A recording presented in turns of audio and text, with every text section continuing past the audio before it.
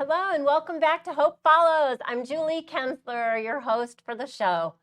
This is a show where we talk about all the different struggles and trials and difficulties that we face in life.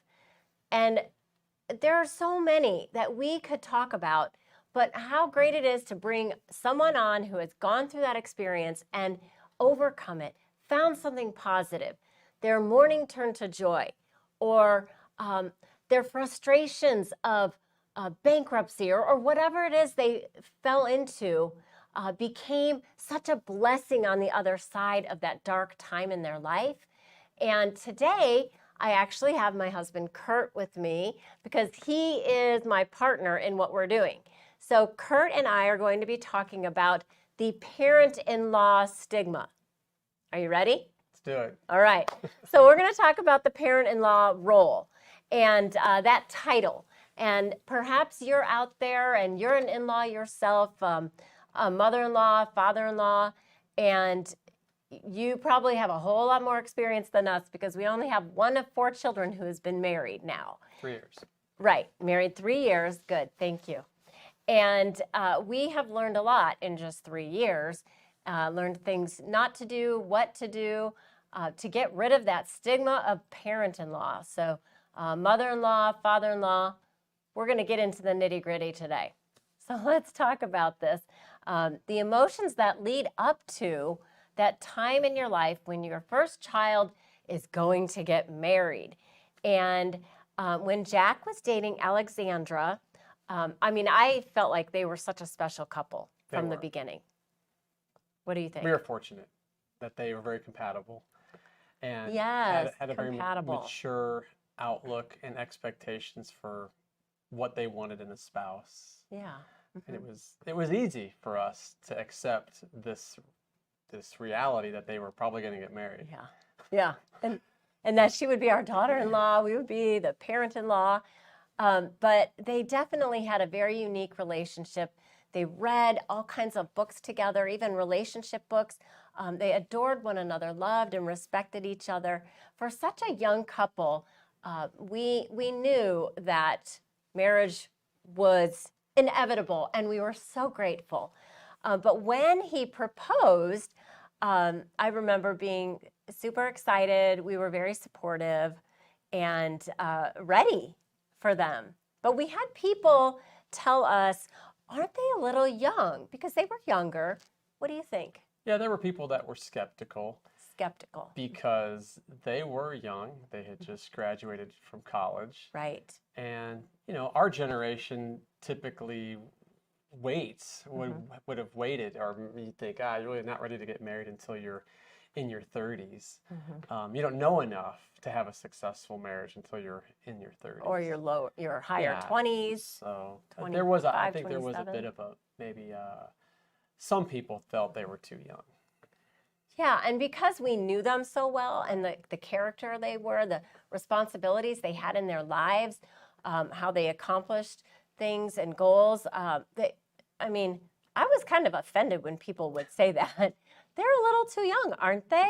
But you know what? When God brings a couple together and they know what they need to do, they're not going to escape. No couple is going to escape hardships, no matter what age, no matter how many years married. It's part of life, right? That's right. So we're not perfect, right? No. Not at all. We've got some problems. Not. Yeah, exactly.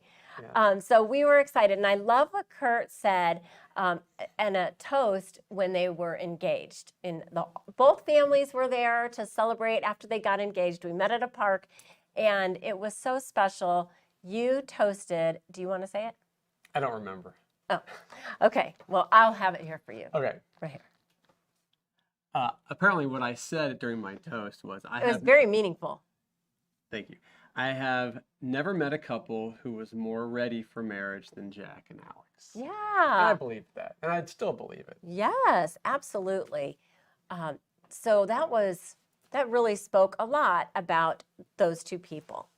Well, so as wedding time approached, and at that particular season, we had Jack graduated from college, Alex was graduating from college, we had Maggie graduate from high school, and we have a wedding.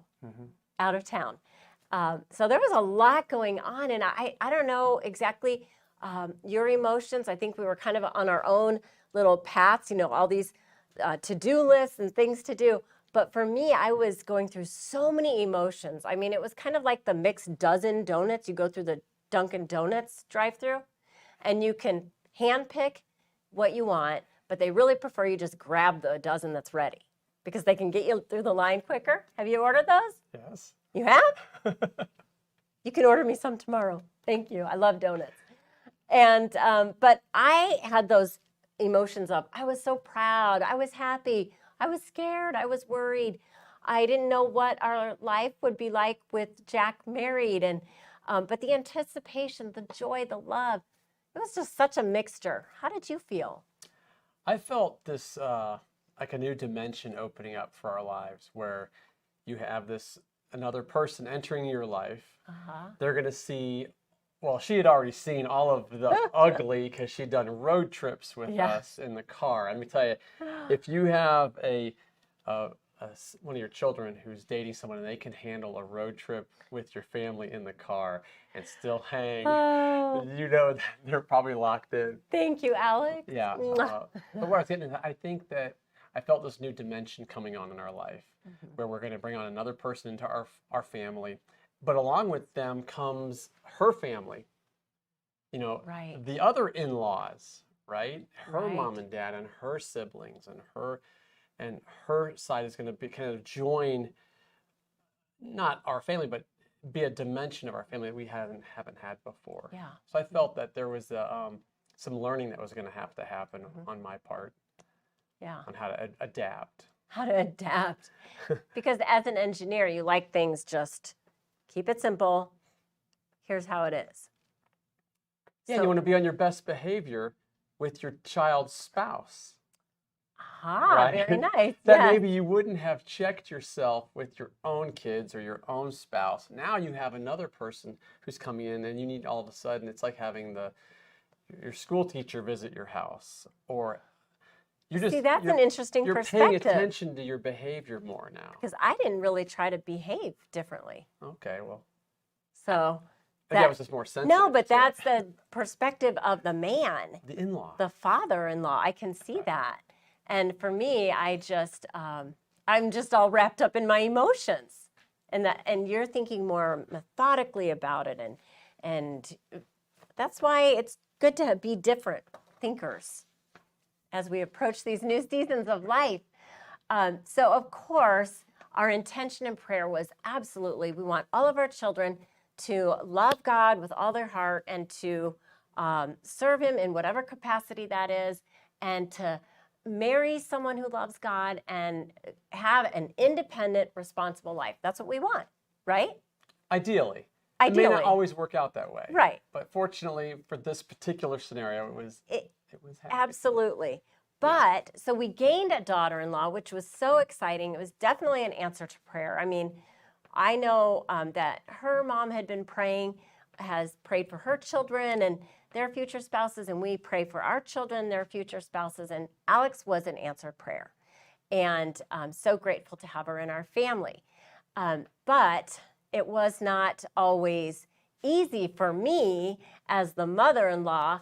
How do you go about shifting all these years that you poured into your kid, and then they just walk out the door, get married, and you're not supposed to worry about any of those things anymore. He has a wife, or she has a husband, and now you have to learn to let go, pull back.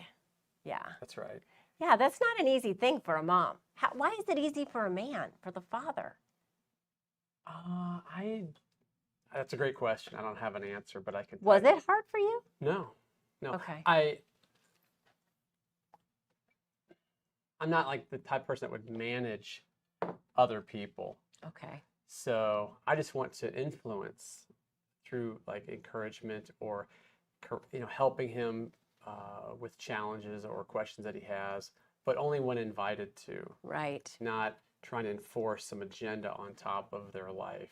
And that's totally more natural for the man, Perhaps. I feel, where the woman mom has been raising these kids, you pour everything into them. To shift that it doesn't happen easily. Probably not. At all. Yeah, No. It doesn't. And so then I thought, well, let's learn more about this in-law stigma. So I did a Google search, of course, for father-in-law. Do you want to read those? Sure. Okay. So if you Google father-in-law, you get fun and clever little responses on Google on how to deal with an annoying or difficult father-in-law, how to win over your father-in-law. Someone wrote a Yelp review about their father-in-law, the son-in-law and father-in-law landscaping business, and Amazon comes up with father-in-law gift ideas. Shirt gifts. Well, that's nice. Well, not with mother-in-law. So I did a search on mother-in-law relationships, and it said worst mothers-in-law and why a bad reputation. Be the mother-in-law of her dreams. The curse of the mother-in-law. Sweet mother-in-law stories. Do mother-in-laws deserve a bad rap? 12 signs your mother-in-law is manipulative. There is a stark contrast with there. So there's definitely something going on with this whole mother-in-law. Where did it start from? So the history I found in an 1894 publication talks about Her Majesty, the Queen of England, and it refers to in-law and happy are almost used together and interchangeably, but it was the original reputation of happy. In-law meant happy. But then somehow it turned sour and changed. So one reason, I guess, was British comedians were known to start jokes about mother-in-laws. And this is, again, many, many years ago, centuries. And so they had these jokes about stereotypical mother-in-laws. And then we even know, we see it in television in Hollywood. There's examples. The show Bewitched about the woman who is like a witch. And it's a funny comedy sitcom, not sitcom. It was just, it was a show from the 70s. Yeah, TV series. But what I remember from that was the mother-in-law. So Samantha, the wife, her mother appears all the time and always playing tricks on Darwin, the husband. She couldn't stand him because he was not of their kind. He was a human, a pure mortal human. What do you remember from that? Yeah, she looked down on him. Yeah. Because he was immortal. So there's some judgment that was happening with that. And I think that's at the root of a lot of the mother-in-law issues is judgment. Yeah. Being critical. And I think it's probably something that is an element of being a mom. Mm-hmm. Yeah, and transitioning out of that. I definitely have had moments of judgment and critical, and whether I share those or have it internally or share them with you, I'm just one example. But it's not my heart's desire. That's not what we want to be. I want to be a good mother-in-law. Everybody loves Raymond, that TV series. The mother-in-law is very meddlesome. She's kind of goofy, but she's always making conceited remarks to her daughter-in-law. And these are images and examples that we don't want to model, and that's not what we want, right? Right. No. It's people. It's the stereotypes of people who are not self-aware of their behavior, and they're allowing their emotions to really impact their actions in a negative way. You talk about emotional quotient, and that's something you utilize in your work world. Can you tell us a little bit about that? Well, it's a hot new thing now with there's IQ, your intelligence and how smart you are and how well you know math. But then there's another element that they've discovered has a lot more to do with your success in the workplace, and it's your emotional quotient. It's your ability to monitor yourself, how you're relating to other people in the room, sensitivities to how people feel, what your words mean to them, how you say things, awareness of your impact on other people. And that's part of our emotional quotient or emotional intelligence, they call it. And that holds true in everything that we do. Dealing with our kids, dealing with a spouse, and as a In-law. In-law. A new in-law. Yeah. How is my behavior affecting my child and my child's spouse? And how much of that behavior do I need to keep to myself? Yes. Or manage. To manage your own behavior. Right. Stay in your own car. Right. But, you know, I want an example, though. I want a very good, solid example. And so going to the Bible, I can look at the story of Ruth and Naomi. And Ruth was a daughter-in-law to Naomi. Naomi lost her husband, then lost the 2 sons. So Ruth and the other daughter-in-law follow Naomi. They're going to go with her to her home country. And then Ruth says, no, Naomi says, no, you guys go to your place. But Ruth said, no, I'm still coming with you. Your people are my people. Your land is my land. And that was such a vital example for us of in-laws and devotion and the blessings that came out of it. And I can't help but compare that relationship and how they handled it to Proverbs chapter 3, this portion. Do you want to read it? Sure. Okay. My son, do not forget my teaching, but keep my commands in your heart, for they will prolong your life many years and bring you peace and prosperity. Let love and faithfulness never leave you. Bind them around your neck, write them on the tablet of your heart. Then you will win favor and a good name in the sight of God and man. Yeah, I love that because it starts off with, don't forget my teaching, keep my commands in your heart. So if we are running off of love and that fuels us, then we're going to taste our words before we speak them. We're going to keep in mind that emotional quotient, that emotional intelligence to help us say the right things, do the right things, and stay out of trouble. But we wanted to be successful in-laws, and as far as parents-in-laws. And you have a nickname.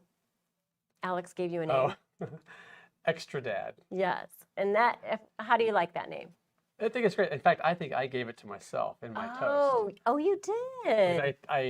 In the wedding toast. I referred to myself as, she has a great father, Tony, and I referred to myself as her extra dad. Yeah. Well, it kind of stuck. It kind of stuck. So you're extra dad. You're Ed, extra dad. So, an extra dad and extra mom, obviously, Yes. you want to be blessings.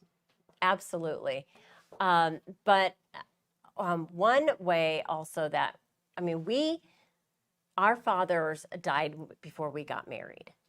So we didn't really have a lot of examples on marriages. Father-in-laws. Right, and father-in-laws. So, I was able to see my parents for a time with my mom having her father-in-law. So I kind of saw that, and mother-in-law. But I think more than anything, we both have mother-in-laws. And we can look at that relationship and see the things that we want to sow into our kids as in-laws, parents-in-laws, and the things we don't want. Right. So what are some things that you've learned along the way, having my mom as your mother-in-law, how you can be as a son-in-law? Oh, great question. I think for me, as a father-in-law, my orientation is that I just want to be a support mechanism for my children and their life. Because at 21 and 22 and 25, we've already done what we can do at this point to raise them and to establish in them, a heart for Jesus and responsibility, work ethic, all these things that you just want your kids to grab onto. Right. But at this point, when they're married, they have the controls of their life. And what I feel my job is as a father-in-law is to just help advise them, be a blessing to them on whatever I can do to help bless their life, help with the landscaping, help take popcorn off the ceiling, help him fix his water heater. The things that I can, and maybe that's not all guys don't have those types of, mechanical skills, but there's other things you can do. Financial advice, help them with that to make decisions. And if your kids don't feel threatened by your overbearingness, they're more apt to come ask you for advice. Yeah. And so that's really good. And you really have identified and kind of organized your role, and you kind of know where you are. And for me, it has taken me some time because I want to make sure that I have time with our kids, our new daughter and our son, but also let go and let them have their time together. And there's a great book that has helped me, and it's called Related by Chance, Family by Choice by Deb DeArmond. And she writes and has 3 daughters-in-law. And on the back of the book, I love this, how not to get stuck having or being a monster-in-law. Is there any relationship more dreaded than the mother-in-law, daughter-in-law dynamic? Warnings about the horrors that await any bride who dares to encroach on mama's territory are everywhere in pop culture, in whispered stories between friends, and even in churches.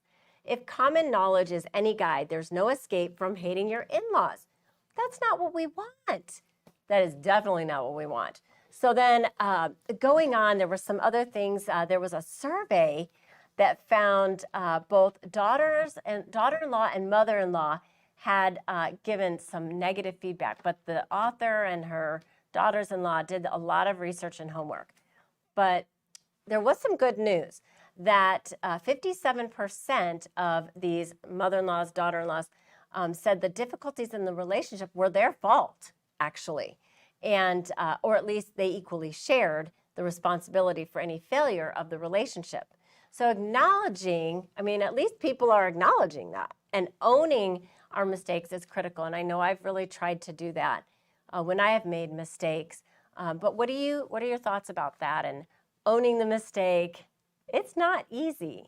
Is that easy for you or hard? Of course it's hard. Yeah. Right. And so we've had those moments where you and I have felt like we haven't really been the best in-laws. And so we're just honest with our kids about it.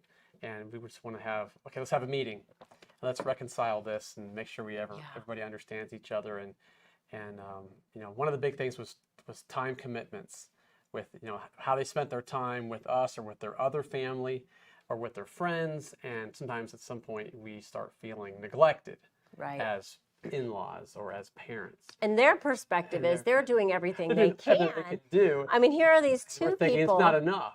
Yeah, but they're young adults and they're navigating their lives, they're in new careers and responsibilities they have of owning a home, and then here we're wanting all these different things. So we met as a family. We did. And so I think what I learned in all that is that they're 24 and 25. We're 52 and 55.